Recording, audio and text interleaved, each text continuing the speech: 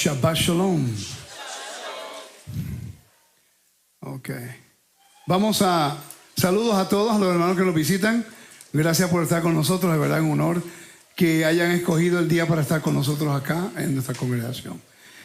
Se da el feedback. Maybe it's just me. Ok. Vamos a entrar al tema porque quiero cubrir lo de la Parashá Terumá. Específicamente un tema específico que tiene que ver con el tabernáculo y el templo.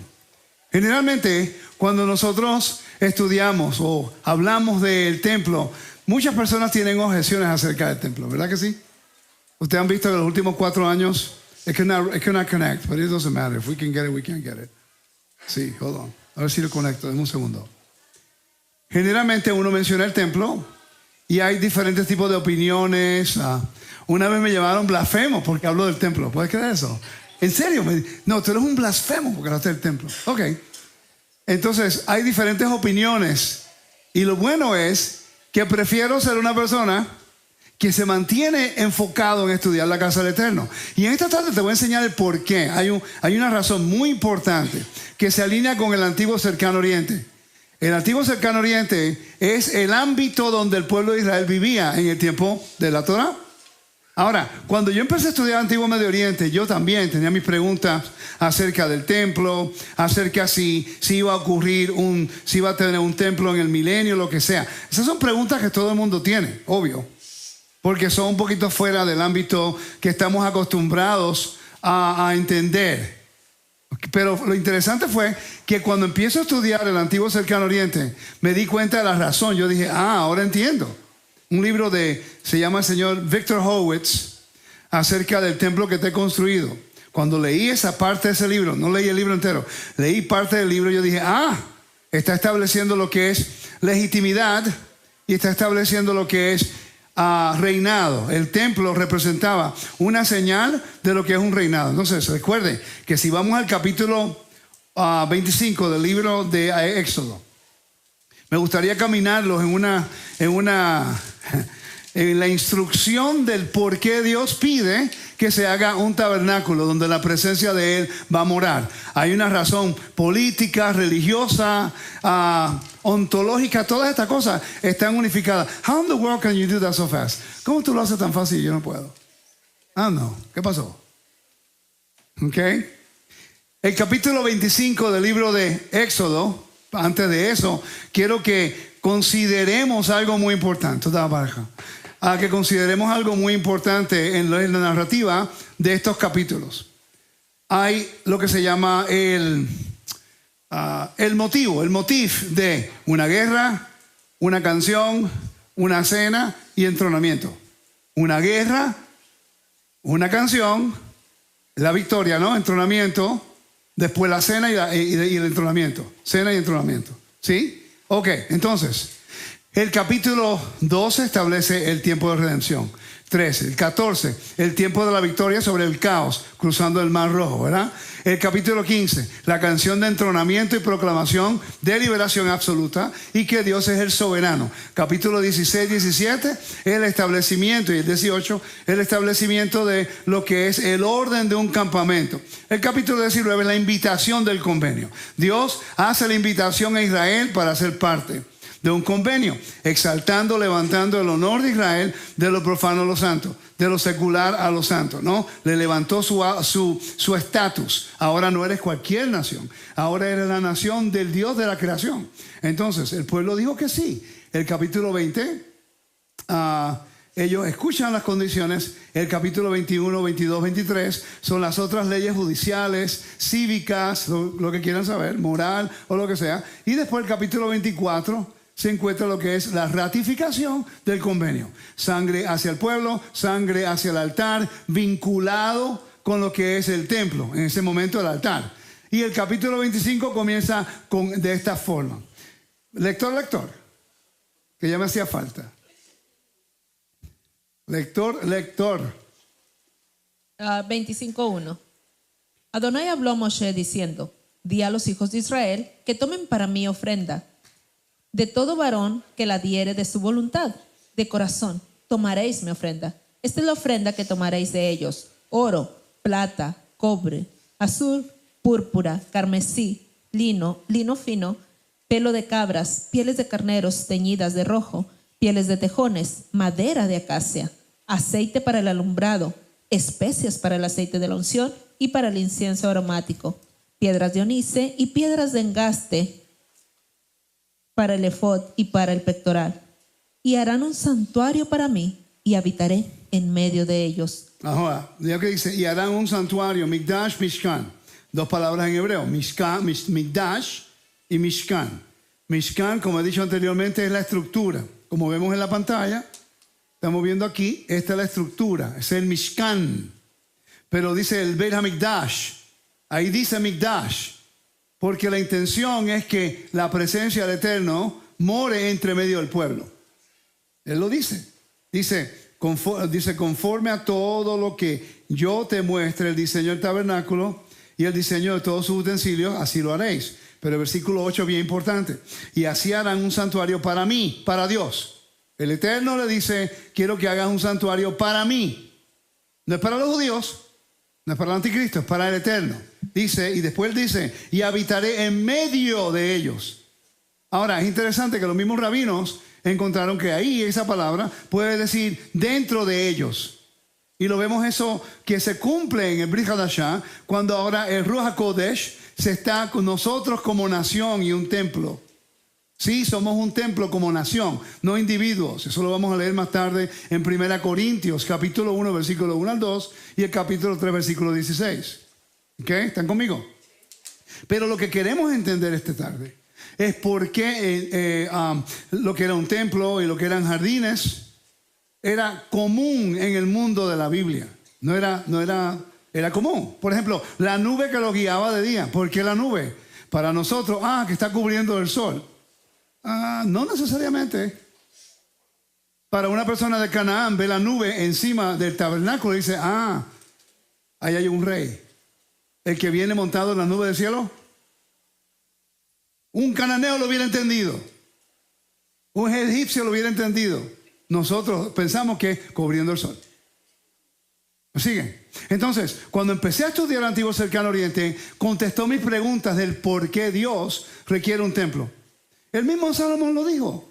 ¿Puede esto contenerte a ti, la casa que he creado, construido? Sabemos que el templo no puede contener la presencia del Eterno. Eso es claro. Entonces, ¿qué función, qué propósito y qué rol tiene un templo en la tierra? ¿Será como un mensaje al mundo exterior? ¿Un contraste de lo que Dios dice que hagan para Él versus lo que el mundo hacía en sus templos paganos? Vamos a investigar. Vamos a aprender por qué eso. Mire, más que nunca estoy motivado de ser un educador. Más que nunca estoy motivado de educar al pueblo para que busquemos lo que la Biblia dice, no nuestras propias agendas. Más que nunca ahora me estoy motivando, y no es fácil, pero me estoy motivando para que mantengamos nuestro enfoque, porque cuando entre el libro de Levítico, yo le oro al Todopoderoso, Rey del Universo, que me dé sabiduría, me dé discernimiento, me dé conocimiento, y que yo pueda poder compartir con el pueblo cómo acercarnos más al Eterno. Y muchos de estos argumentos, yo espero poder traer algo a la mesa que pueda ayudar y facilitar a los que quieren aprender, a los que quieren acercarse a Dios, no a los que quieren minimizar el reino. Así que tenemos que enfocarnos, porque entonces nos vamos a distraer. Aquí esta parashá es bien importante, porque es el cumplimiento, la culminación de una redención, de una victoria en el mar, de un entronamiento. Y Dios ratifica el convenio y ahora dice, ahora yo quiero el Edén restaurado. Construye el tabernáculo, porque yo quiero morar entre ustedes. La misión del Eterno siempre ha sido morar en medio de un pueblo. Y mientras ahora en la Torah tenemos el privilegio y el honor de poder tener la Torah en nuestros rangos y aprender acerca de sus mandamientos, ahora nos estamos desviando en el árbol de la ciencia y el conocimiento y no nos mantenernos en el árbol de la vida. Nos vamos a mantener en el árbol de la vida. Porque si comemos de ese árbol, el Eterno siempre está morando con nosotros. Si comemos del otro, terminamos siempre en caos y fuera del espacio sagrado. Amén. Entonces, reyes, templos y jardines. Esta ideología real de la construcción, formación del espacio sagrado, teología del orden cósmico, centralización del pacto. La morada divina, disculpen que las letras son pequeñas, trato de trabajar con ellas, pero a veces no me trabaja. Así que dice la morada divina, Éxodo 25, 8 y 9, eso lo acabamos de leer. ¿Sabían ustedes que la tradición rabínica interpreta este mandato de manera amplia? Más allá del tabernáculo físico, la presencia de Dios puede residir en individuos y comunidades. Eso es lo mismo que el Nuevo Testamento dice. El problema es que estamos nosotros enseñando acerca de Ruach HaKodesh, del Espíritu Santo de Dios, de una manera correcta, para que un rabino pueda decir, yo reconozco lo que está ocurriendo porque se ha hablado de eso. Esa es la diferencia, ¿no? Entonces, dice, para buscar la naturaleza interconectada de los proyectos de construcción reales. En el antiguo cercano oriente, muy importante, los reyes construían templos y jardines reales por razones políticas, teológicas, cósmicas, económicas interconectadas. Esto no eran meramente proyectos arquitectónicos, sino actos de ideología de la realeza, legitimación divina y ordenación cósmico. Por eso Juan 3:16, porque de tal manera amó Dios al mundo. No, estás perdiendo el contexto. Cuando vas al griego dice cosmos, ahora trae algo diferente. Porque de tal manera amó Dios al cosmos. Esto no tiene que ver con un pueblo, con una religión, tiene que ver con todo lo que Dios creó. Quiere restaurarlo para que Él pueda morar con nosotros. El propósito del tabernáculo es porque el Eterno dijo, quiero estar contigo.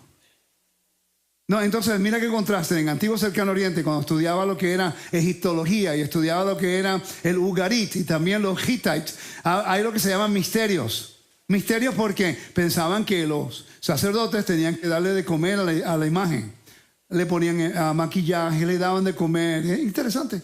Ellos pensaban que los dioses comían, que los dioses crearon a la humanidad con el propósito de que nosotros le podamos proveer las necesidades a los dioses.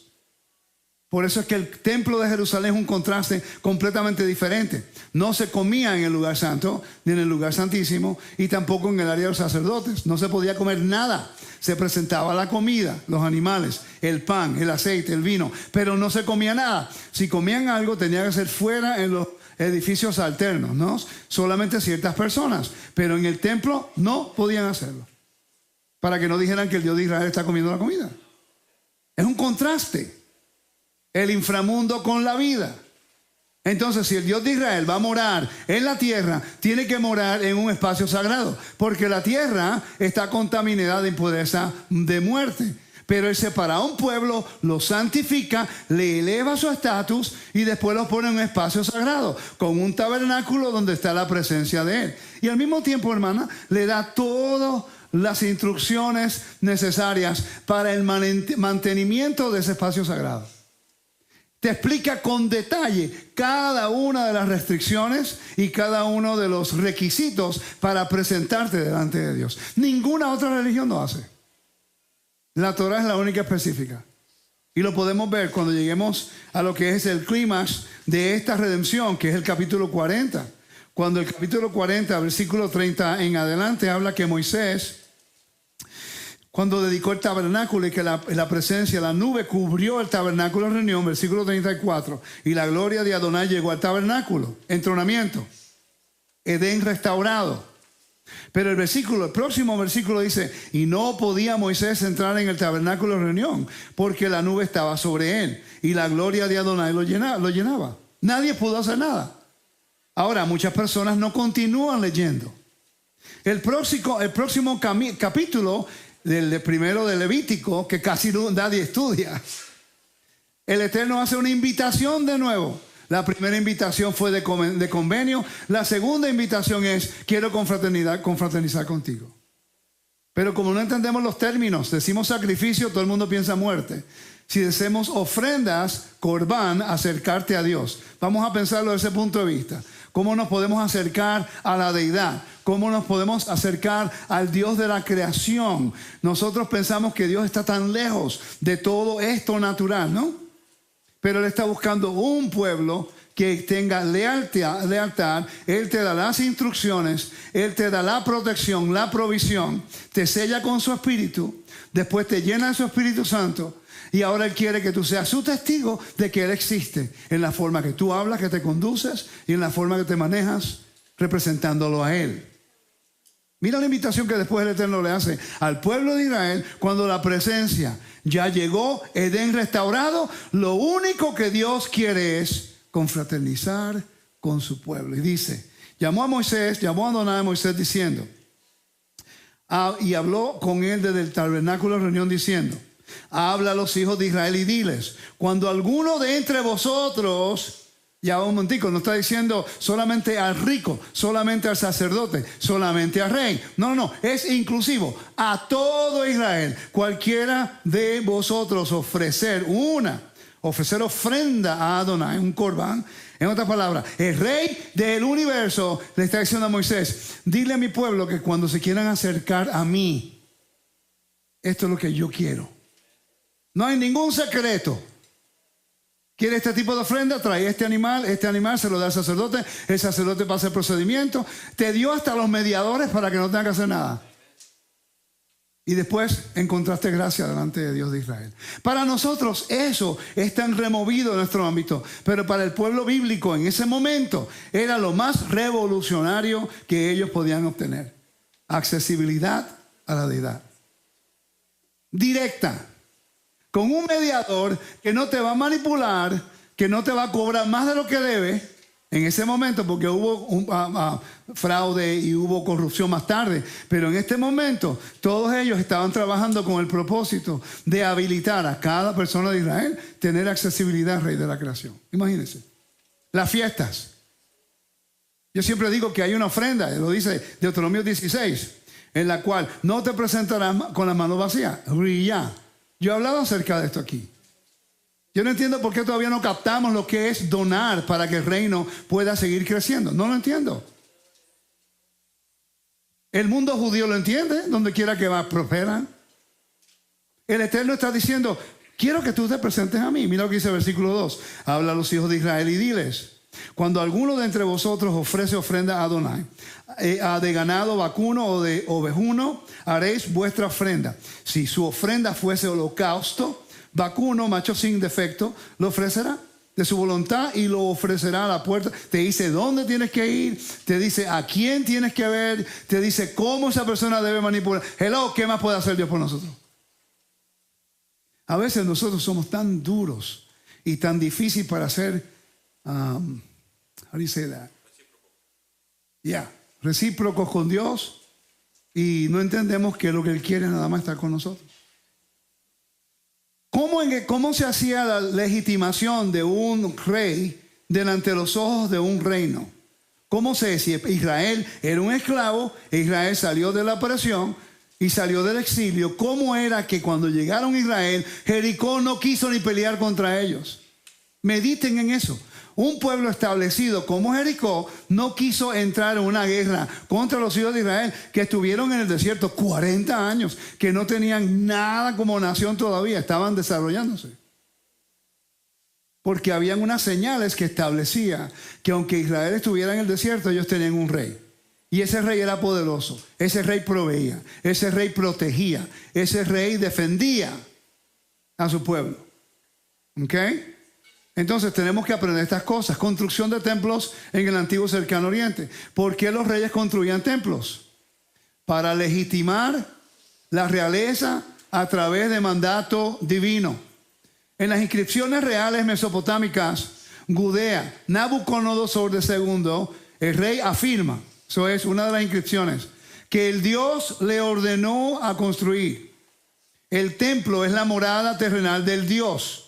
Al construir, el rey restaura el favor divino. Para un rey del antiguo mundo, el construir un templo era para que el pueblo lo viera como un rey legítimo y para que las naciones entendieran que él representa a ese Dios que ellos adoran. Es interesante que Saúl, no hay evidencia en la Torah, perdón, en los profetas, no, en los escritos, que el rey Saúl quiso hacer un templo, un tabernáculo para Dios. No lo dice. David se hace rey y lo primero que quiere hacer, templo. Él entendía, porque era la forma de legitimizar su reinado, ¿no? Entonces, este es un patrón importante. Victor Horowitz, yo tengo el libro, he leído ese libro bien interesante, no completo, pero he leído bastante de él. Es otra cosa, lo que yo presento, familia, yo lo he estudiado. ¿Ok? Lo que yo presento, yo he dedicado el tiempo buscando la información. No me lo sé todo, pero tengo una idea. ¿Ok? Es importante que ustedes siempre entiendan y consideren eso. Que estamos tratando, los maestros de Roca Eterna, está Juan, está el grupo del camino, que estamos buscando la manera de ser concretos con lo que creemos. No tiene que estar de acuerdo, no hay ningún problema. Yo voy a seguir sirviendo al Eterno anyway. Pero es importante que seamos responsables con lo que ponemos en el aire. Entonces, Victor Horowitz demuestra que los relatos de construcción del antiguo Cercano Oriente siguen un patrón literario fijo. Mandato, mira, oye esto, el mandato divino, preparación, construcción, dedicación, consagración ritual y bendición a favor divino asegurado. Ok, vamos a leer de nuevo Éxodo capítulo 25, versículo 1 al 9, igualito a lo que acabo de leer. Mira lo que dice: mandato divino, preparación. Se va a encontrar en los primeros 8 versículos de Éxodo 25. La construcción va a ser en los próximos capítulos. La dedicación, el capítulo 38, 39 y 40. Y la bendición al final, cuando Moisés lo bendice. El mismo patrón que se hacía en el antiguo Cercano Oriente para validar un templo. La diferencia es que es el Dios de Israel, que es el verdadero Dios que valida el templo de Israel. ¿Me siguen? ¿Puede leer el nuevo, por favor? Este es el mandato divino.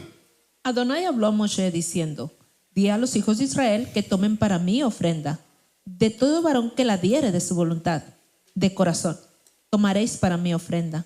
Esta es la ofrenda que tomaréis de ellos: oro, plata, cobre, azul, púrpura, carmesí, lino fino, pelo de cabras, pelo de carnero, pieles de carnero teñidas de rojo, pieles de tejones, madera de acacia, aceite para el alumbrado, especias para el aceite de la unción y para el incienso aromático, piedras de onice y piedras de engaste para el efod y para el pectoral. Harán un santuario para mí y habitaré en medio de ellos. Entonces, ahí vemos el mandato divino. Dios mismo le dice a Moisés: quiero un tabernáculo. Requieren la preparación los materiales reunidos. Los primeros 2 de 5 requisitos se fueron cumpliendo en esos versos. Ahora la construcción ahora comienza. El versículo 26, el 25 en adelante, ¿no? Y después la dedicación con la consagración de los sacerdotes y después del tabernáculo. El capítulo 7 del libro de Números es el día de entronamiento, cuando todas las tribus traen unas ofrendas y un tributo a Dios. Cuando lees número 7, tienes que leerlo en conjunto con la dedicación del tabernáculo. Recuerda que te dije, cualquiera de ustedes que venga, pues entonces aquí vemos que los hijos de Israel trajeron, cada tribu trajo su ofrenda a Dios. Un tributo. ¿Están conmigo, no? Esta estructura aparece a lo largo de textos antiguos. Por ejemplo, en la inscripción del templo de Judea. Inscripciones cilíndricas, sumarias, que documentan la construcción de templos. También en textos reales asirios y babilonios, relatos de construcción imperiales que siguen el mismo patrón de lo que es un mandato divino, una preparación, una construcción, dedicación y bendición. Pero Rico, ¿cómo es posible que Dios se va a copiar de las naciones? No seamos tan ignorantes, ¿vale? Ellos viven en un mundo real. ¿Cómo se puede hacer un contraste de una cosa con la otra? ¿Cómo el mundo puede saber que es el Dios, el verdadero Dios de Israel, y no el Dios de los samaritanos, y no el Dios de los mesopotámicos, y no el Dios de los egipcios, y no el Dios de los hititas, y no el Dios de los cananeos? ¿Ok? ¿Me estás siguiendo? Entonces tenemos que ser claros que viven en un mundo real y que sirve para un contraste. Estamos apuntando el dedo tanto a descartar algo que Dios mismo dijo que hicieran. Porque pensamos que como Yeshua muere y resucita, ahora somos el templo, entonces Dios no va a morar en un templo de nuevo. Yo pienso que tenemos que considerar, ¿lo arreglé? Considerar la forma que decimos, la forma que enseñamos acerca del templo. Paralelo bíblico, la promesa divina de Salomón. Ahora mira, tengo la intención de edificar una casa al nombre de Adonai mi Dios, según lo que Adonai habló a David mi padre, diciendo: tu hijo, a quien pondré en tu lugar, en tu trono, es quien edificará una casa a mi nombre. Primera Reyes 5:5. En 2 Samuel capítulo 7 versículo 13, no sé si se puede ver bien ahí, no, tampoco. Ok, dice: él edificará una casa para mi nombre, y yo estableceré. Mira que dice: él edificará una casa para mi nombre. Es el lugar donde mora su nombre, el nombre de Dios, el nombre del Eterno de Israel. Y yo estableceré el trono de su reino para siempre. La construcción del templo confirma la legitimidad del pacto que tiene con la línea de David, porque él dijo que eso era el orden que iba a ser línea de David. En los templos antiguos era para establecer el orden cósmico. En la teología mesopotámica, los templos eran el axis mundi. ¿Ok? El axis mundi, el lugar donde el cielo y la tierra se encontraban, el centro del control del orden divino. La imagen del culto, la imagen del templo la ponían en el lugar santo de ellos y adoraban a una imagen. El templo no tenía eso, no tenía una imagen.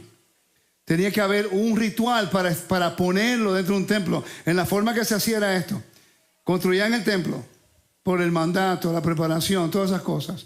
Después agarraban la imagen del Dios que ellos van a servir y la ponían dentro, con un ritual, la ponían dentro del lugar más santo de ese templo, con el Mizpi ritual que hemos buscado anteriormente. Okay, que le daban él la voz, la boca, para que hablara. La imagen iba a hablar. Es lo mismo que vemos en el libro de Apocalipsis. El mismo patrón. Están dos bestias, una de la tierra, una del mar, y una, el falso profeta, y otro que habla. La imagen de la bestia que habla. Todo el mundo entendía eso. Hasta los romanos en el primer siglo, pues. Entonces, en el templo no había imagen de nada, separándose completamente del patrón que se había en el antiguo cercano oriente. El que hablaba por Dios era el sumo sacerdote, los profetas. Los profetas eran los que tenían una línea directa con Dios para un tipo de corrección. El rey era el que dirigía. Pero ¿sabían ustedes que el rey no tenía la autoridad sobre el Sanedrín? El rey tenía que someterse a lo que ocurría en el templo. El rey no podía cambiar las fiestas, no podía cambiar las ofrendas, no podía cambiar nada de eso. Él no tenía jurisdicción en esas cosas santas. ¿Sabían ustedes eso? Cuando yo escucho que la gente dice: no, porque Yeshua resucitó y cambió el templo y cambió el sacerdocio, no tienen la menor idea de lo que se está diciendo de acuerdo al patrón bíblico e histórico. El rey tenía una jurisdicción que el sacerdote no tenía, y viceversa. Por eso la Torah prohíbe que un rey sea sacerdote y un sacerdote sea rey. Es en contra de la Torah. Por eso Yeshua solo puede ser sumo sacerdote en el tabernáculo celestial. Hebreos 8:4 te lo dice. Si estuviera en la tierra, ni siquiera fuera sacerdote, porque había sacerdotes de acuerdo a la ley. Tenemos que estar pendientes en todas estas cosas. Ya usted va a ocurrir lo que va a pasar cuando terminemos con el libro de Levítico. Yo pienso que eso va a ser revolucionario, porque yo he buscado, ¿verdad, Daniel? Que hemos buscado el libro de Levítico, y lo que estamos aprendiendo nos está ayudando tanto a tener un fundamento, un vínculo tan sólido de lo que la Biblia en su contexto, y estamos viendo un patrón consistente desde el principio al final. El problema que tenemos es la especulación. Todo el mundo especulando lo que Dios trata de decir, cuando si estudiamos el contexto podemos tener un mejor acercarnos más cerca. Nunca vamos a estar certeros, pero nos vamos a acercar más. La construcción del templo como un acto cósmico para el mundo antiguo era un acto cósmico. No era solamente: yo creo que quiero construir un templo. No, para un rey era importante.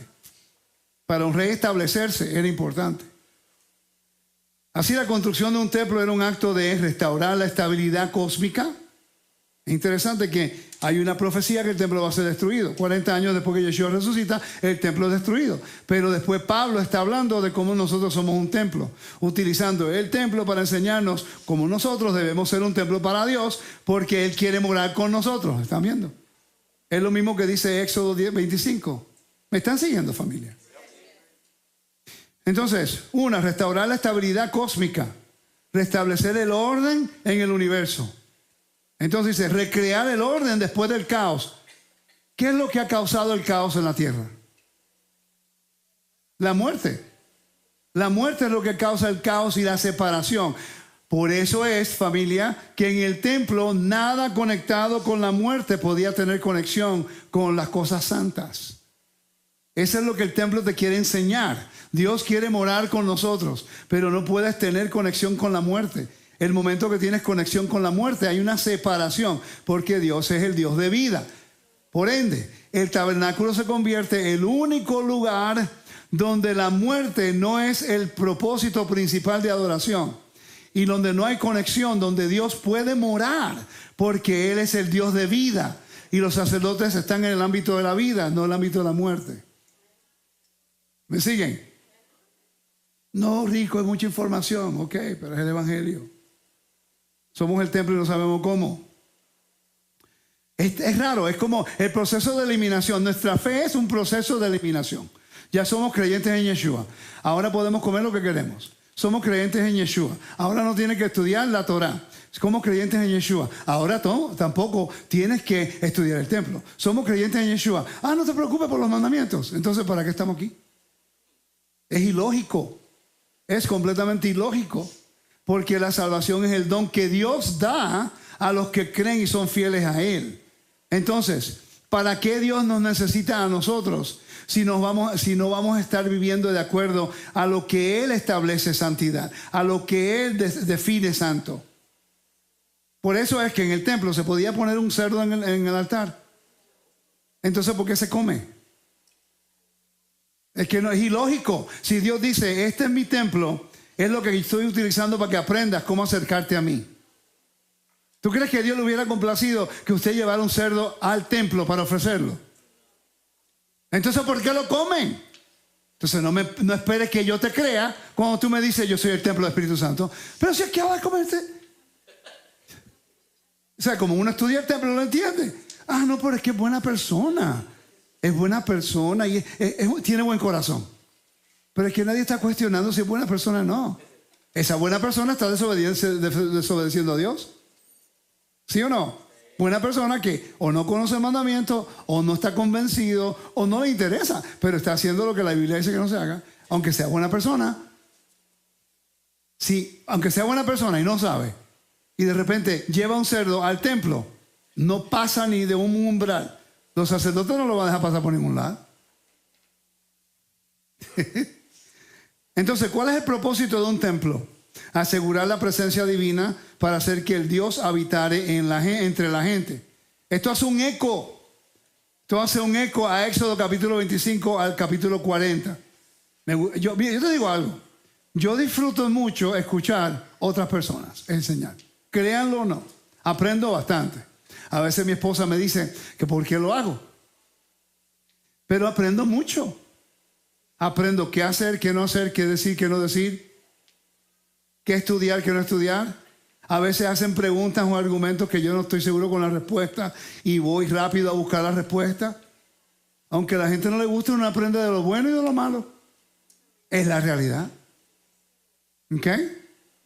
Pero es interesante que cuando estudiamos el libro de Éxodo y uno empieza a escuchar a las personas desde esta semana hasta 3 more weeks, 3 semanas más, y después, ¿cuántas semanas para la parashá de Levítico? La gimnasia que hacen cuando entran a Levítico y todo es Cristo. No, porque Jesús está aquí. No, porque Jesús está aquí. Hello, ya lo sabemos. 2000 años sabemos que Yeshua está en el Nuevo Testamento y en la Torá. Pero ¿cómo vas a vivir una vida agradable delante de Dios? Yeshua lo vivió, pero no sabemos lo que Él hizo. Pero entonces, ¿de dónde sacó Él ese estilo de vida? Porque la Biblia dice que Él aprendió todo y que se obedeció, ¿sí o no? Entonces, ¿de dónde aprendió Yeshua cómo caminar en todos los mandamientos y estatutos y decretos de Dios, en la Torah y los profetas. Entonces, estamos tan preocupados de que Yeshua esté en cada esquina que a veces lo acomodamos donde no debe estar. Tenemos tanta inseguridad de nuestra fe que tenemos que encontrar a Yeshua. Es como yo decir, voy a ponerle gasolina al carro y de repente voy a pagar para poner gasolina porque no me aceptaron la tarjeta de crédito afuera. Y le digo al Señor que está agarrando el dinero, mire, necesito pagar porque Yeshua está allí y necesito pagar aquí. Y después voy a comprar leche. Y le digo, no, mire, ¿puede dar un cartón de leche, por favor? Porque Yeshua está aquí detrás de eso. No estoy tratando de ser gracioso en eso. Eso es lo que estamos tratando de hacer. En cada historia bíblica queremos encontrar al Mesías en todos lados. Cuando él mismo ya lo dijo, que ya todo habla de él. Eso es obvio. Pero tenemos ahora que tenemos a Yeshua como nuestro Mesías, que murió en la cruz y fue resucitado por el Padre. Ahora tenemos que aprender cómo caminar en los mandamientos, en los estatutos, porque yo nunca vi a Yeshua diciéndole a los discípulos, vamos a entrar al lugar santísimo, porque los sacerdotes son corruptos, pues entonces ellos son eliminados. Por cierto, Yeshua les dijo, no voy a traer una ofrenda porque ustedes no creyeron en mí. Búscame un verso donde Yeshua, y fue a las fiestas, él guardó Pesaj, él guardó las fiestas, y no hay un verso que él le dijo a los sacerdotes cuando le dio la ofrenda, ¿tú crees en mí? Porque el traer la ofrenda al templo no es necesario. Quiero que me escuchen. Para traer una ofrenda al templo no era necesario tener fe en Yeshua, porque ya Dios lo había establecido como una forma de adoración a él. Lo que necesitamos es al Mesías para saber cómo Dios eliminó la muerte para que podamos regresar al jardín. Necesitamos al Mesías, el judío para ser reconciliado y el gentil para ser convertido, porque el gentil no tiene un convenio con el Dios de Israel. Entonces, estamos todos al revés. Queremos hacer lo que el Mesías hizo, pero descartamos el templo. Y por eso tenemos argumentos de todas estas cosas. No entendemos el propósito, ni el rol tampoco. ¿Está teniendo sentido lo que estoy hablando? Entonces, el templo, dice el Éxodo 40, versículo 34. Entonces la gloria de Dios llenó el tabernáculo. Es Edén restaurado. Génesis comienza con Edén. Génesis termina con exilio. Éxodo comienza con exilio y Éxodo termina con Edén, el tabernáculo. El mismo patrón. El libro Apocalipsis comienza con el exilio, las 7 iglesias de Apocalipsis en Asia Menor. Y termina con el templo, Edén, de nuevo. El mismo patrón. Ezequiel comienza con ¿qué? Con exilio. Y termina con ¿qué? Con el templo. El mismo mensaje. El mismo mensaje. Entonces el templo tabernáculo no es solo simbólico, es la morada localizada de la gloria del Kabod divina del Eterno. ¿Cuáles son los ejemplos de mostrar lo que es la piedad real y la victoria militar? Mira qué interesante. Los reyes a menudo, and I don't know why this thing is not working out the way I want it. Don't know why. Pero se hace lo que se puede. Disculpen, estoy trabajando con el PowerPoint para aprender cómo hacer las letras, pero no me trabaja aquí. Oh, but they can see it pretty good on the internet, though.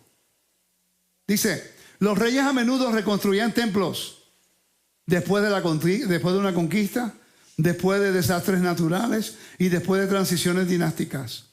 Ejemplo de eso, Josué 8, versículos 30 y 31. Entonces, Josué edificó el altar a Adonai, Dios de Israel, en el monte Ibol. Tras la conquista de la ciudad de Ai, Josué construye un altar como acto de devoción y victoria militar. Después de un desastre natural. En Esdras, después de Ciro, cuando el templo fue destruido 70 años más tarde, hubo un desastre, enviaron al templo de nuevo.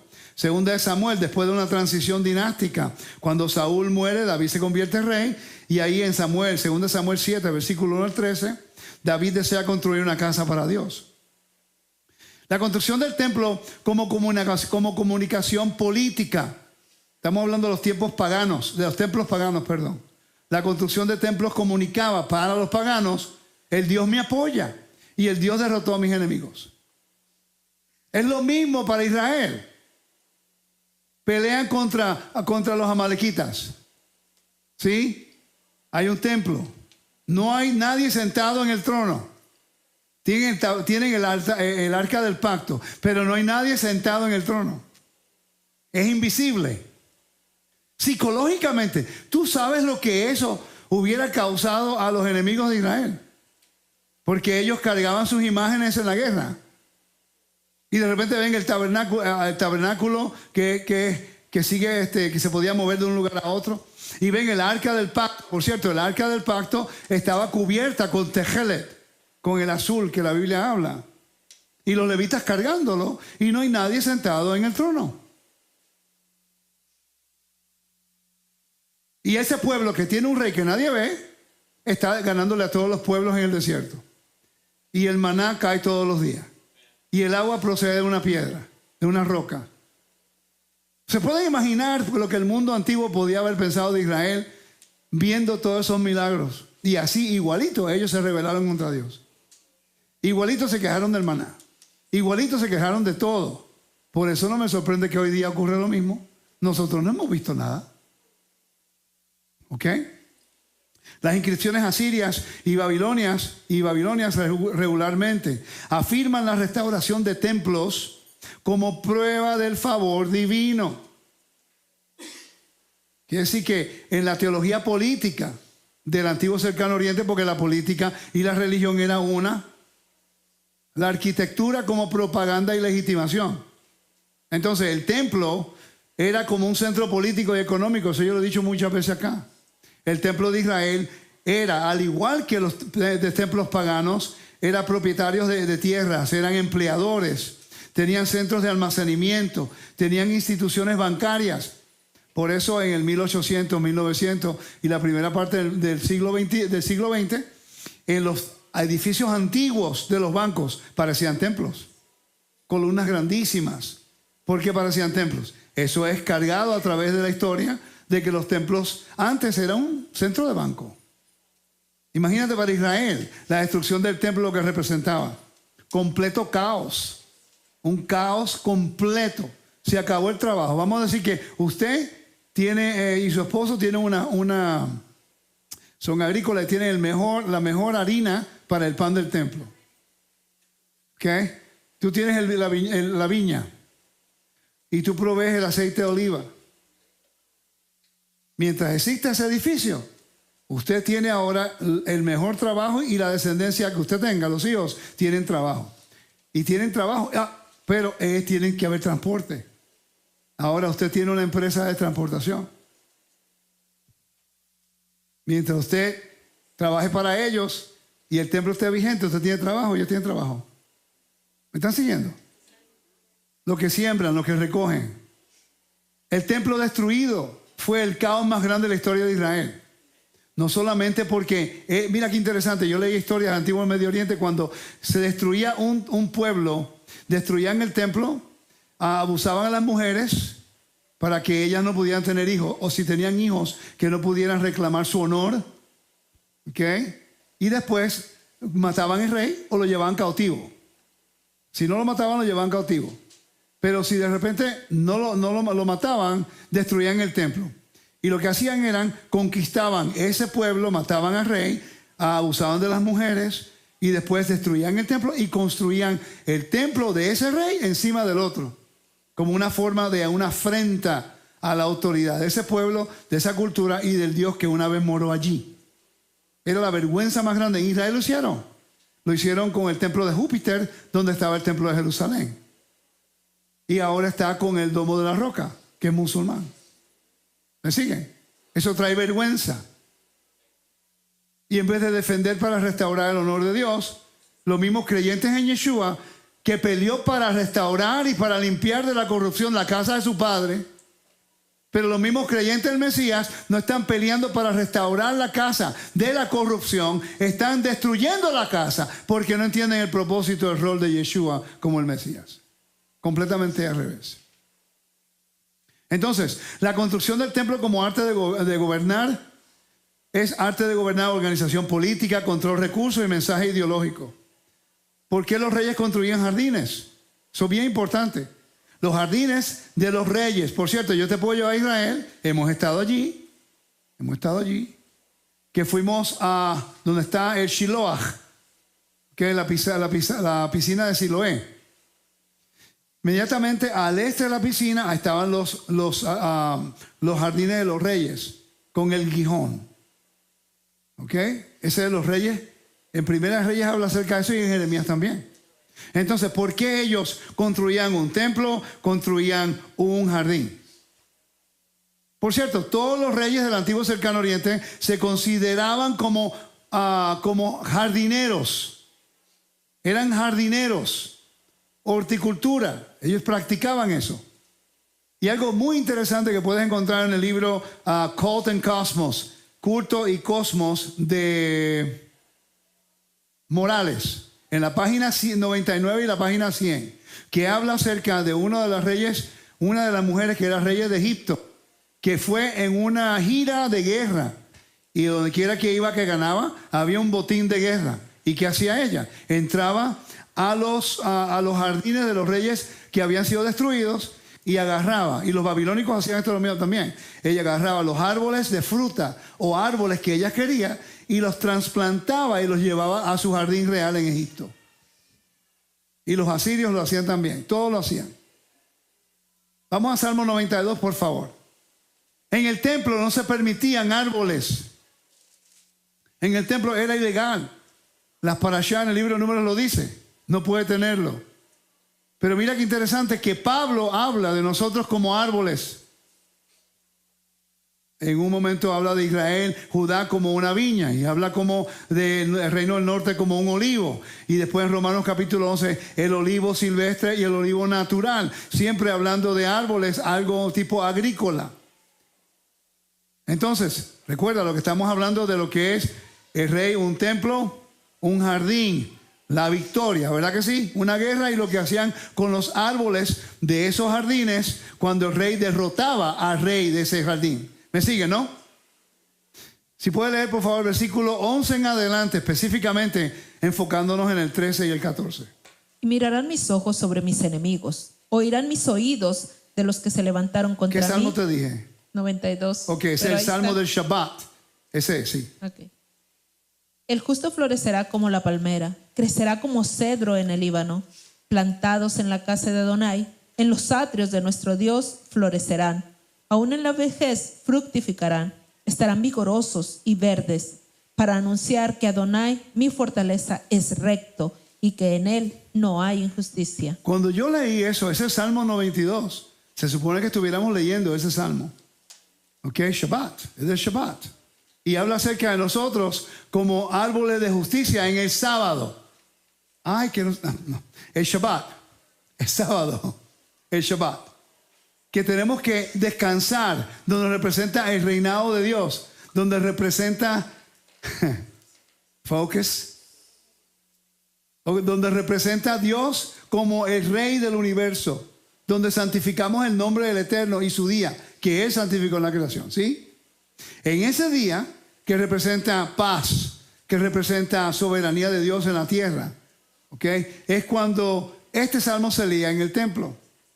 Ahora, mira qué interesante, que cuando venga el Mesías, de 7,000 años, cuando venga el Mesías, vamos a reinar con Él. ¿En cuál de ellos? ¿El 6 o el 7? Años 7,000, ¿no? Perfecto, que representa el sábado, que habla, o el Shabbat, o el reposo, que habla Hebreos capítulo 3 y 4. Que todavía no hemos entrado al reposo, que no sabía que no puedo decir sábado ahora tampoco. Estoy aprendiendo. ¿Ok? Tengo un reto todos los días, mijo. ¿Ok? Entonces, ese es el reposo del creyente. Nosotros tenemos la victoria sobre la muerte. Esa es la victoria final. Somos árboles que hemos sido plantados en todas partes del mundo. Ustedes vinieron de Latinoamérica, están plantados en Estados Unidos. Muchos de los hermanos que están en las redes están plantados en sus países. El enemigo está buscando la manera de destruirnos, de matarnos, de cortar ese árbol. Viene el Mesías y Él nos va a ¿qué? a sacar de las tierras, de todos los lugares. Se llama, lo que le llaman el rapto, en realidad no es el rapto. Es lo que se llama la restauración de los exiliados. Somos árboles de Chicago. Y cuando vaya el Mesías, ¿qué va a hacer? Lo va a sacar a ustedes de todos los confines de la tierra.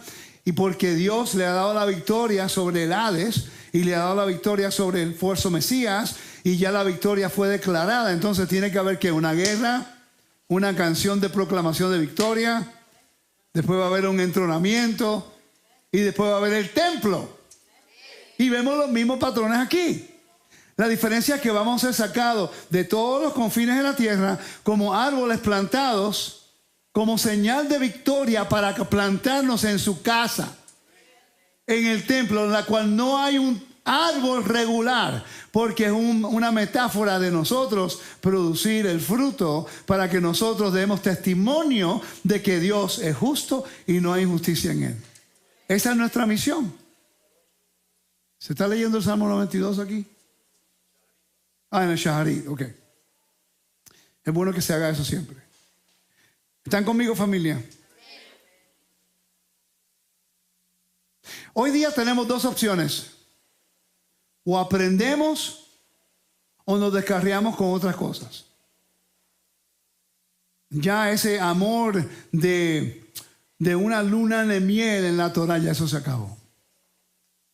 Llevamos unos añitos caminando en esto y ahora comienza lo que es la adversidad, las diferencias, opiniones de gente que no estudian o gente que no le gusta algo y se van, no hay problema. Tenemos nosotros que seguir caminando enfocados en ser esos árboles de justicia que vamos a proclamar la victoria a Dios. Y no importa lo que el mundo diga, vamos a mantenernos diciendo que no hay justicia en el Dios de Israel y Él es bueno y Él es santo. Y Él no nos va a dejar nunca en vergüenza, nunca lo va a hacer. Yo creo perfectamente en mi corazón que si yo hago lo correcto y soy honesto y fiel con Él, Él nunca nos va a dejar en vergüenza. Él no tiene el carácter de mi rey. Él es justo, Él es bueno, Él es fiel, Él es santo. Y Él no deja a los justos o a sus siervos desamparados.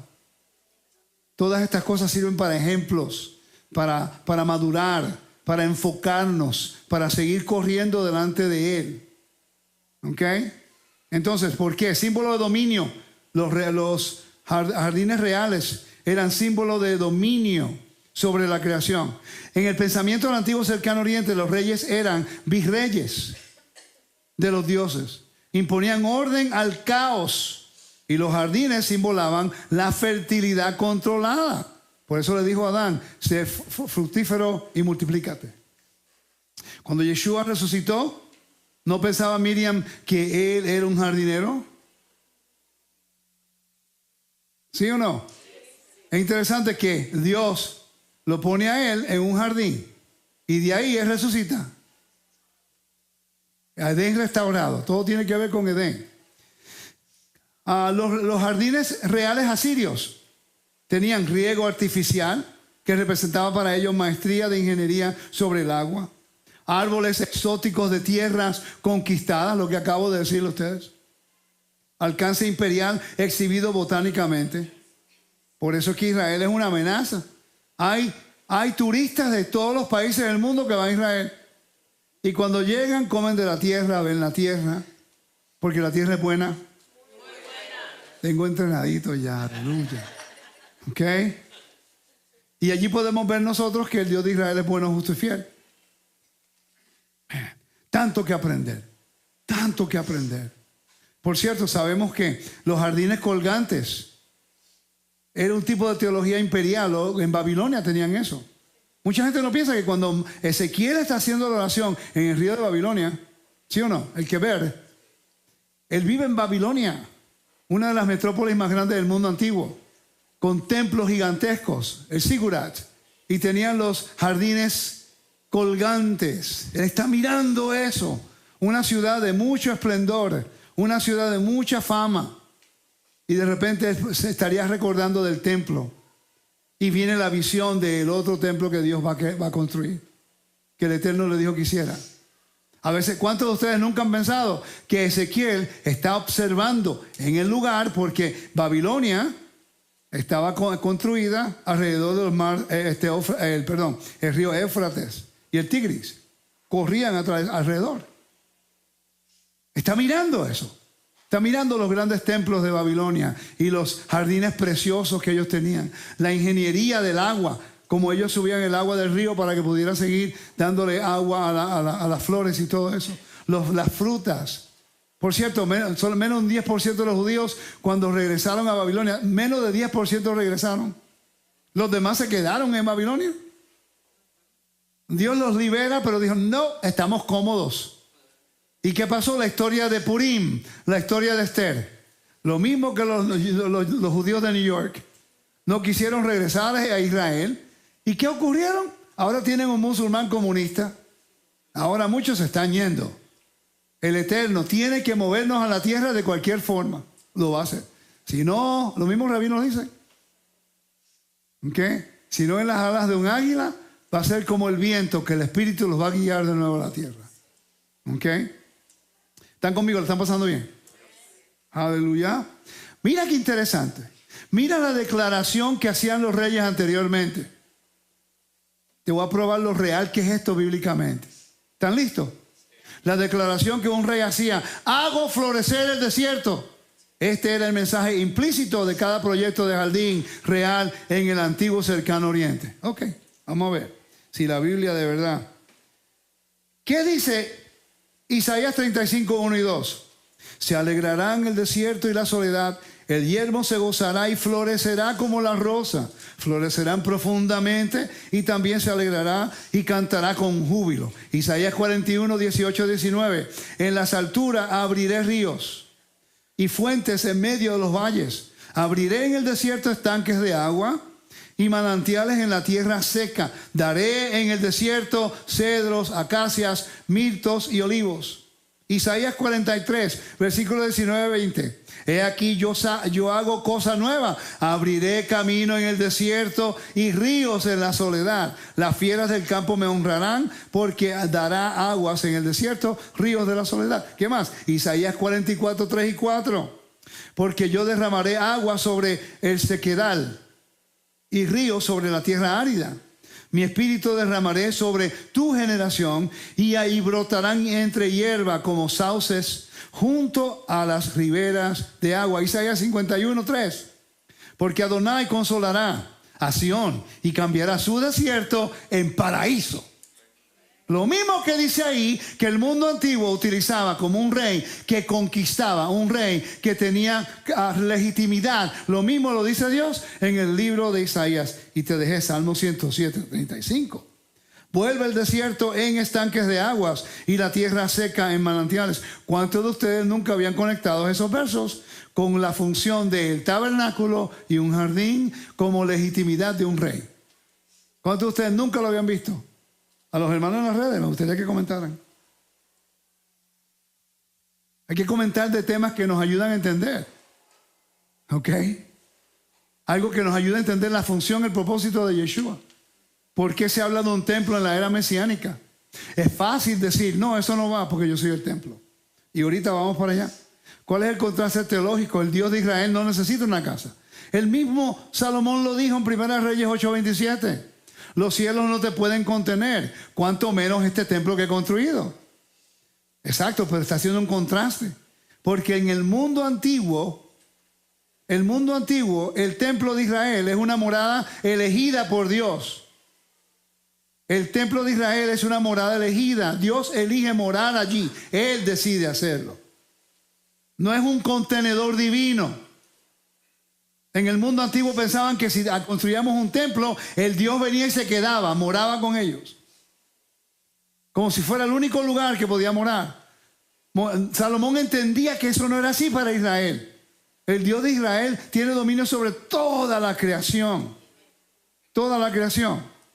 ¿Me siguen? Dios no está limitado por una estructura, eso lo sabemos. Porque obviamente en el libro de Éxodo Él quiere morar entre nosotros y dentro de nosotros.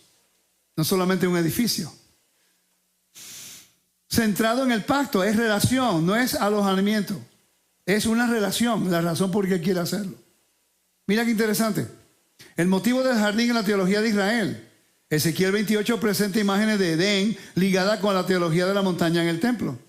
El río de Ezequiel 47 que fluye del templo, recuerda que un río que fluye del templo, agua que sale del templo, eso recuerda porque había agua que estaba, y el libro de Apocalipsis dice lo mismo.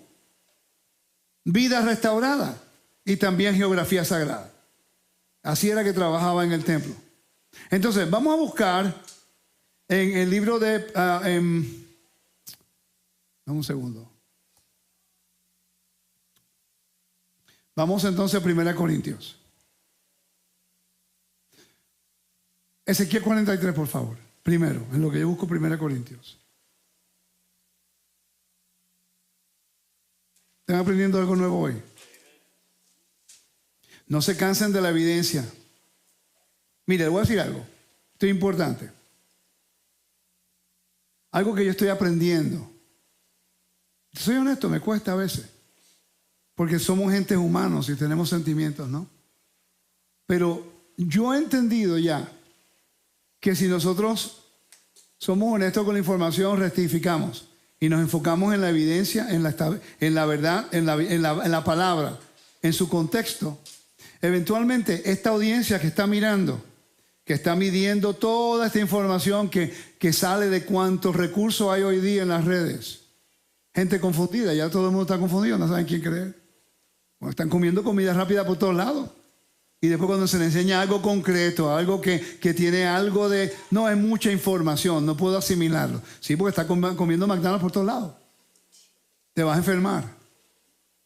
Entonces, uno se mantiene esperando que la gente se canse de comer, pues, comida rápida. Sigan comiendo por ahí, se va a cansar. O el doctor te dice que estás enfermo, tiene que cambiar. ¿Me siguen? Y lo más difícil para nosotros, eso es lo que le digo a todos los del camino. No estoy hablándole a nadie que no sea del camino. Solamente a los del camino. Por favor.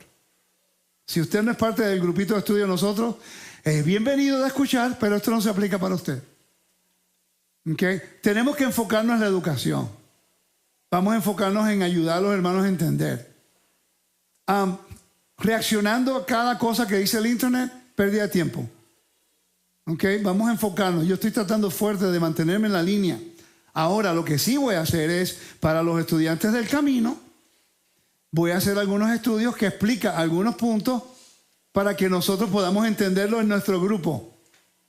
Que si alguien le pregunta fuera de nuestro grupo, usted puede contestarle. ¿Estamos claros? No con motivación de debate. Nadie gana anyway.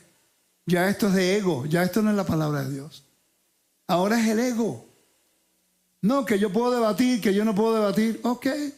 ¿Y el honor del Mesías dónde está?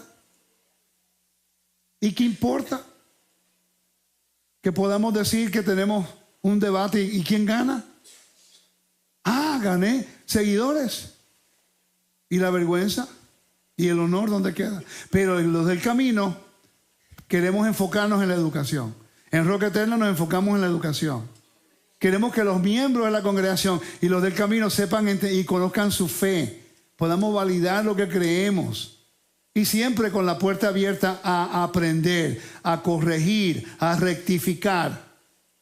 Y el que quiera estar con nosotros, va a estar con nosotros. El que no quiera, Dios le bendiga. Siga su camino. Cuando se canse de comer comida rápida, estamos para servirle. ¿Me están siguiendo?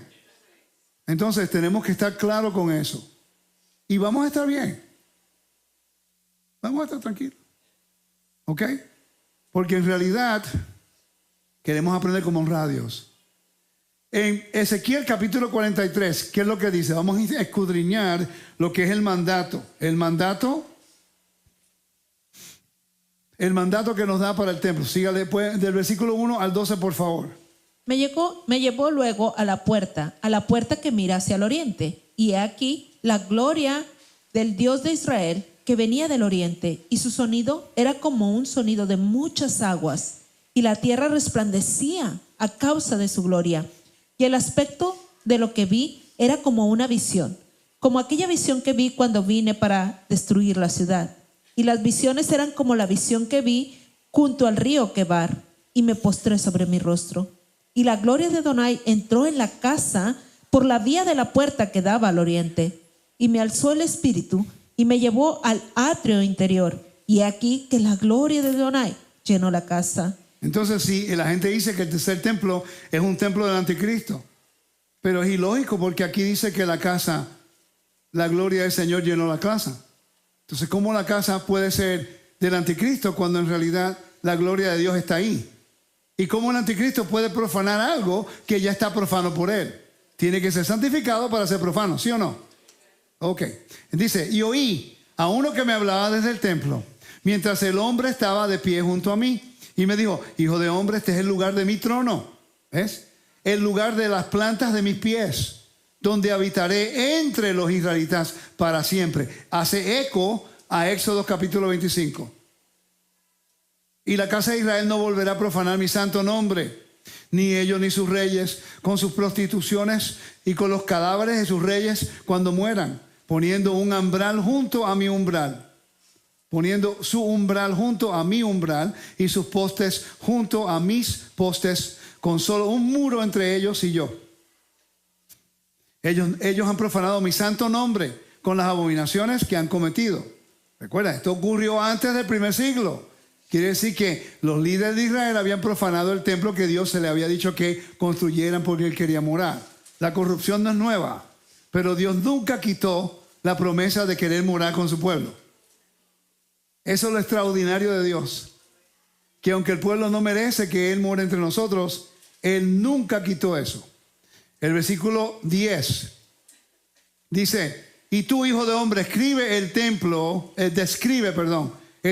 la casa de Israel. Para los del camino, esta es mi misión. A los hermanos del camino, recuerde, ya no somos raíces hebreas, somos los del camino. ¿Ok? Nosotros, nuestro enfoque es entender el trono de Dios, la casa de Dios y su hijo Yeshua como nuestro Mesías, ¿sí o no? Dice, y tú, hijo de hombre, describe el templo a la casa de Israel para que se avergüencen de sus iniquidades.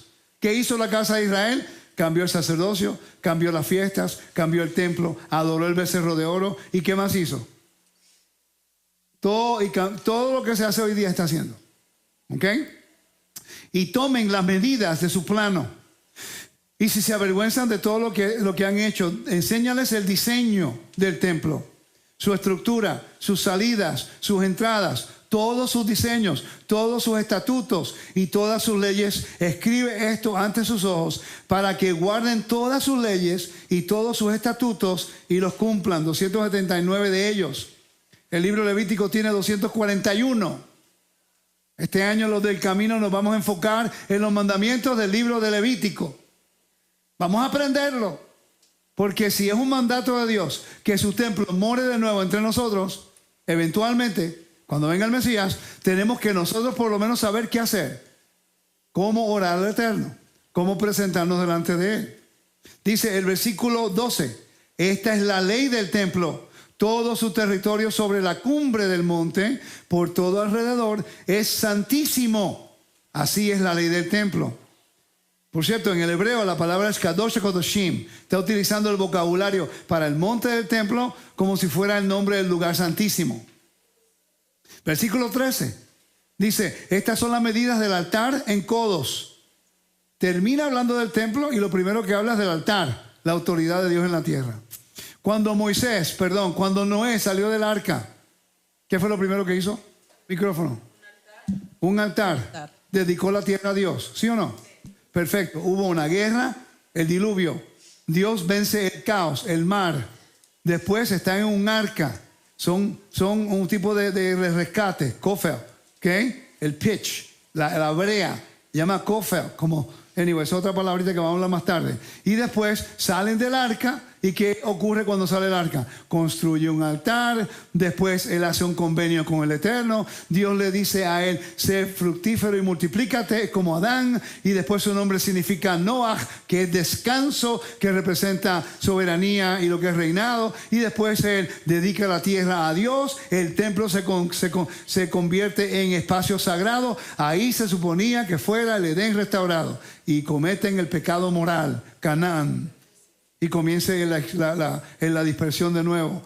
Y comienza ahora el exilio con las 70 naciones. Eso termina en Éxodo 40, cuando por fin la presencia de Dios es restaurada en el tabernáculo. Estamos cometiendo los mismos errores que cometió el pueblo de Israel. Yo no sé por qué tiene tanta misericordia. A veces yo veo algunas cosas y le doy gracias al Eterno por su misericordia.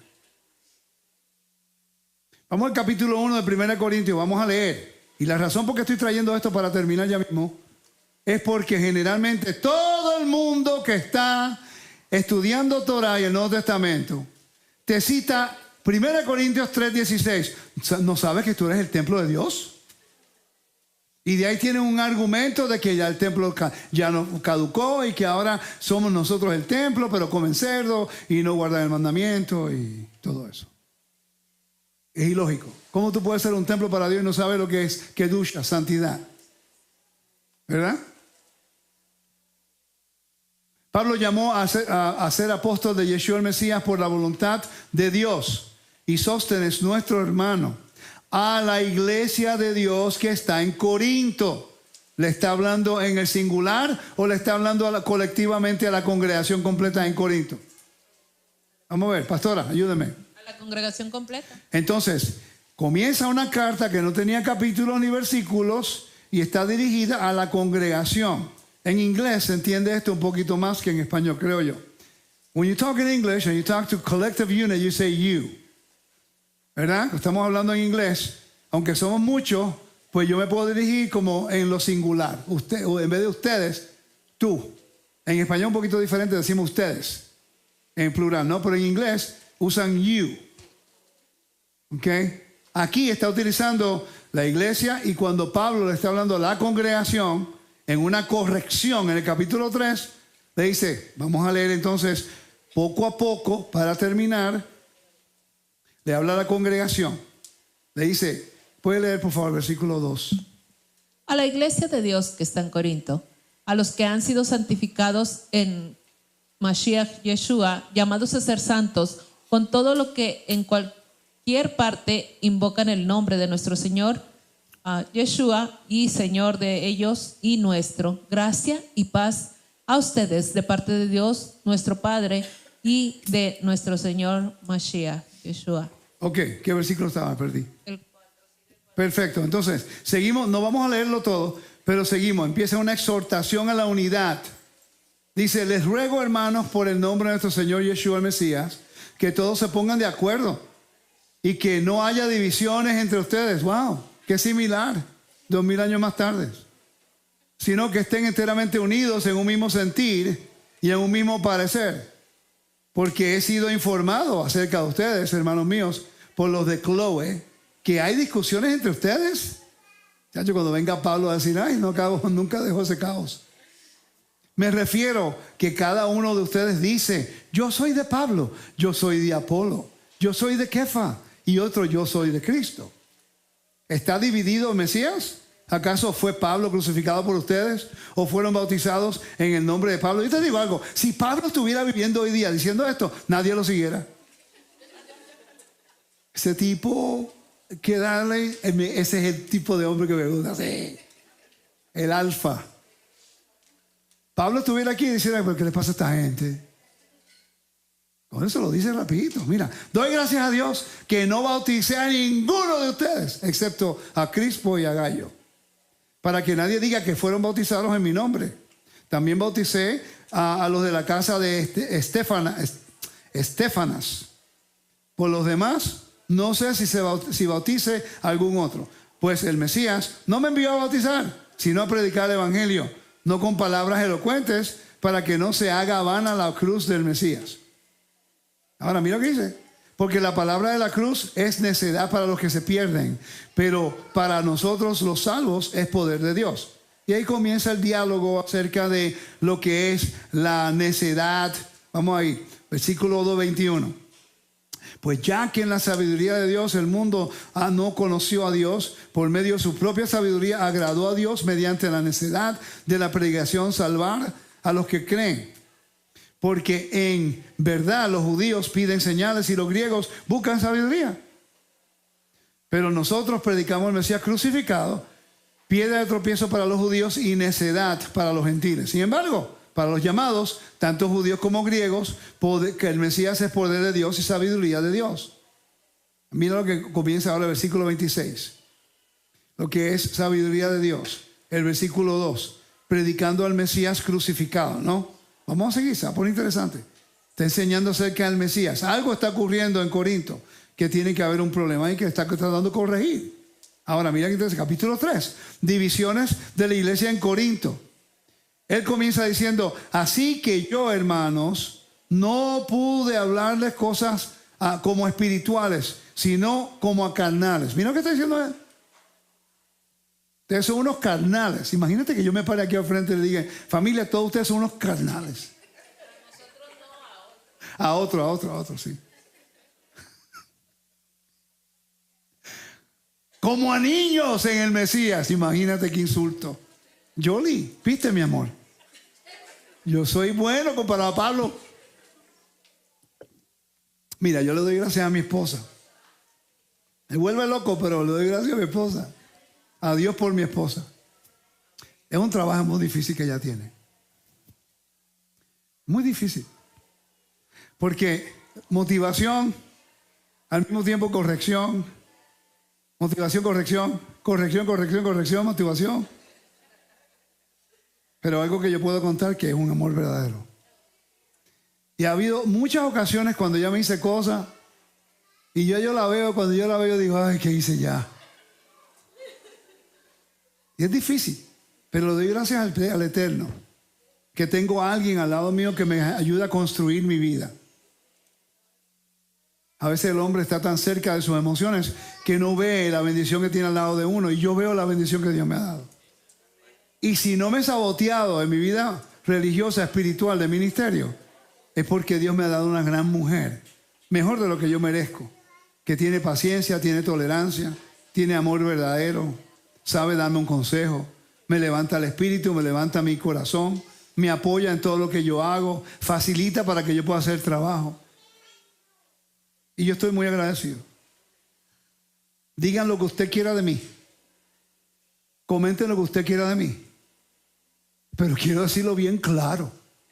No se les ocurra cruzar la línea de tocar a mi familia. Y ya yo veo por dónde va esto. Cuando empieza el respeto y la gente piensa que el silencio es una debilidad, van a seguir poking the bear. Hay una línea muy importante que tenemos que aprender como creyentes en Yeshua, que es lo mismo que está ocurriendo aquí. ¿Qué ocurre acá? Pablo dice, ustedes son unos niños. Mira lo que dice el versículo 2. Le di a beber leche, no alimento sólido, porque todavía no pueden recibirlo. En verdad, ni aún ahora pueden. Yo le doy una pregunta. Si yo voy a una congregación y yo comienzo de esa forma con la audiencia, mire, les voy a dar leche porque ninguno de ustedes pueden comer lo sólido que les voy a presentar. ¿Qué usted va a pensar de nosotros? Mi esposa va a ser como que... ¿Verdad que eso es un poquito insultante? Pero van a ver el por qué. Este hombre sabe lo que está haciendo. Ustedes fueron a Corinto conmigo y pudimos ver el paganismo y lo que se encontraba allí. ¿Ok? Dice, porque todavía son carnales, pues habiendo celos, discusiones entre ustedes, ¿no son carnales y andan como hombres del mundo? Porque cuando uno dice soy de Pablo y otro soy de Apolos, ¿no son como hombres del mundo? ¿Qué es pues Apolos? ¿Y qué es Pablo? Servidores mediante los cuales ustedes han creído, según el Señor dio oportunidad a cada uno. Yo planté, Apolos regó, pero Dios ha dado el crecimiento. Así que ni el que planta ni el que riega es algo sino Dios, que da el crecimiento. Ahora bien, el que planta y el que riega son una misma cosa, pero cada uno recibirá su propia recompensa conforme a su propio trabajo, ¿no? Vamos a seguir adelante. Dice, porque nosotros somos colaboradores en la labor de Dios y ustedes son del campo, del cultivo de Dios, edificio de Dios, el edificio de Dios, ¿ve? El contraste. Ahora fue de agrícola a un edificio y va a ser el contraste para el templo. Dice, conforme a la gracia de Dios que fue dada, yo como sabio arquitecto puse el fundamento y otro edifica sobre él. pero cada uno tenga cuidado cómo edifica encima. Esta es la palabra de... What's the word in Spanish? Se me olvidó. It'll come later. Pues nadie puede poner otro fundamento al que ya está puesto, el cual es el Mesías Yeshua. Ahora bien, si sobre este fundamento alguien edifica con oro, plata, piedras preciosas, madera, heno y paja. Interesante, está hablando de cosas, de un edificio, así como el eco de Éxodo 25, que habla de los materiales del templo. ¿Notaron eso? Está usando el mismo tipo de midrash, tipo de conexión, ¿no? Dice, la obra de cada uno se hará evidente, porque el día la dará a conocer, pues con fuego será revelada. Obvio. Ahora mira lo que dice aquí, el versículo 15. Si la obra de alguien es consumida por el fuego, sufrirá pérdida. Sin embargo, él será salvo aunque así como a través del fuego. Entonces ahí es donde él viene y dice, ¿no saben que ustedes son templo de Dios? Está en una pregunta. ¿No saben que ustedes son templo de Dios? Y que el Espíritu de Dios habita en ustedes. Si alguno destruye el templo de Dios, Dios lo destruirá a él. Porque el templo de Dios es santo. Y eso es lo que ustedes son. Hizo un contraste del templo de construcción, del edificio, con el pueblo. Porque en Éxodo 25 establece un precedente de que Dios quiere morar entre nosotros. ¿Sí o no? Entonces, mira qué interesante. Vamos a seguir acá. Habla acerca de ustedes son como el Mesías. Solo Dios es juez. Obviamente hay problemas en la congregación de Corinto, pero quiero llegar a un punto principal. Dice, aquí está. Mira el problema que está ocurriendo. En efecto, se oye que entre ustedes hay inmoralidad. Y una inmoralidad tal como no existe ni siquiera entre los gentiles.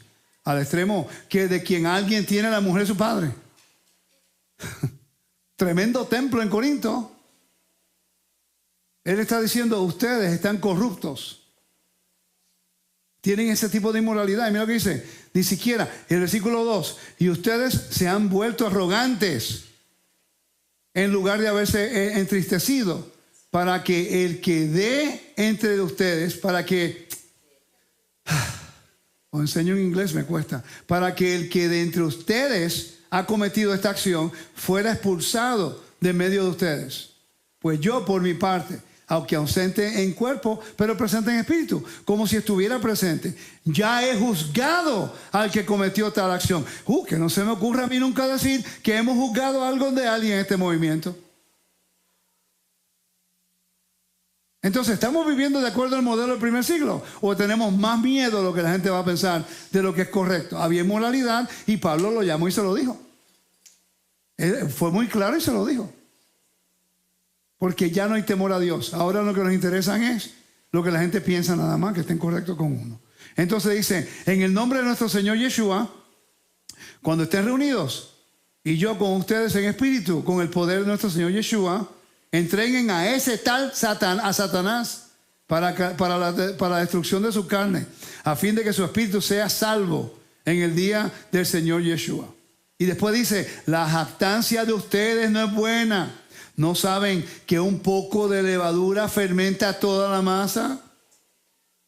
¿Verdad que suena familiar?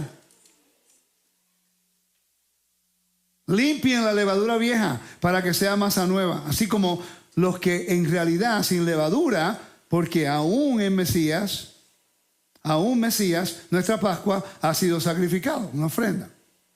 Si seguimos leyendo, mira el versículo 11, ¿puede leerlo por favor, pastora? El versículo 11.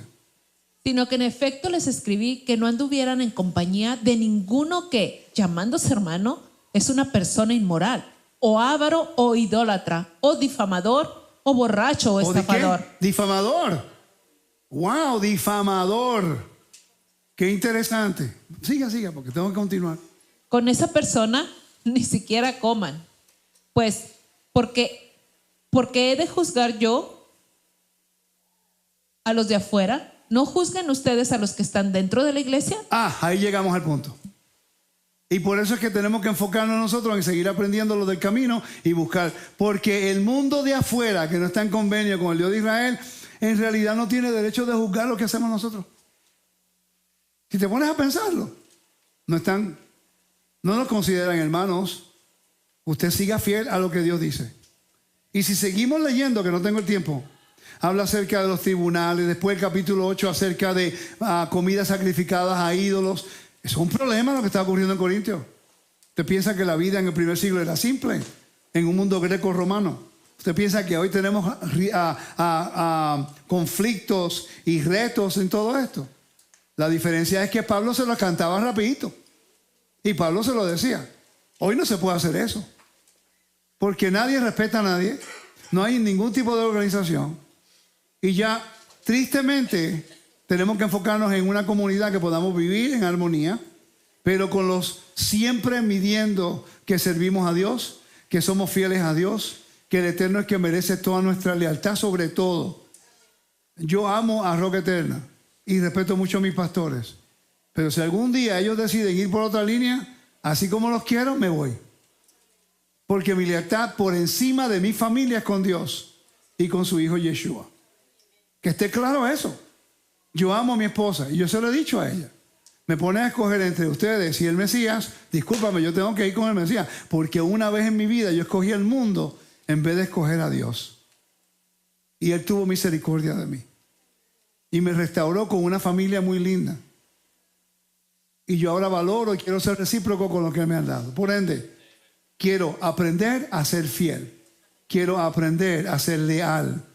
Y quiero aprender más que todo.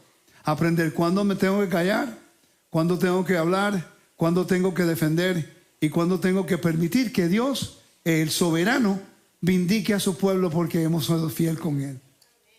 Pero qué feo es que una persona caiga en las manos del Dios viviente. Yo pienso y yo creo que si somos llamados, eventualmente Dios nunca nos va a dejar en una vergüenza. Sigamos adelante, sigamos sirviendo al Eterno. Sigamos aprendiendo, sigamos sometiéndonos a la voluntad del Padre. Ayudemos al mundo, ayudemos al pobre necesitado, ayudemos al cristiano. Mire, yo voy a estar enseñando en una iglesia cristiana que yo estoy ayudando al pastor a entender el libro Levítico mejor.